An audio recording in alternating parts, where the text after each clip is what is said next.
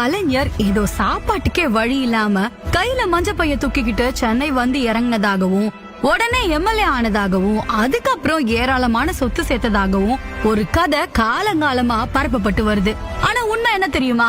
அரசியலுக்கு வரத்துக்கு முன்னாடியே கலைஞர் ஒரு ஸ்டார் எழுத்தாளர். 15 வயசு இளைஞனா இருக்கும் போதே மாணவ நேசன் அப்படின்ற கையெழுத்து பத்திரிகையை நடத்த ஆரம்பிச்ச கலைஞர் தன்னுடைய 20 வயசுலயே தன்னுடைய சொந்த நாடகத்தை 100 ரூபாய்க்கு வித்து உழைச்சு சம்பாதிச்சவர் கலைஞர். இதுக்கப்புறமா கோவை ஜூபிட்டர் பிலிம்ஸ்ல துணை கதாசிரியரா பணிக்கு சேர்ந்து அதுக்கப்புறமா 1949ல சேலம் மாடர்ன் தியேட்டர்ஸ்ல மாதம் 500 ரூபாய் சம்பளத்துல எழுத்தாளரா வேலைக்கு சேர்ந்தாரு. 1951ல கலைவாணரோட மணமகள் படத்துக்கு வசனம் எழுதினதுக்காக 10,000 ரூபாய சம்பளமா வாங்கியிருக்காரு கலைஞர். 1951ல 10,000 ரூபாய் அப்படின்றது முன்னணி நடிகர்களுக்கு தரும் சம்பளத்தை விட அதிகம். இது மட்டும் இல்ல, கலைஞர் மேல கொண்ட அன்பின் காரணமா அவருக்கு ஒரு காரையும் வாங்கி கொடுத்தாரு கலைவாணர். திமுகவுல முதலா கார் வாங்கினது கலைஞர் கருணாநிதி தான்.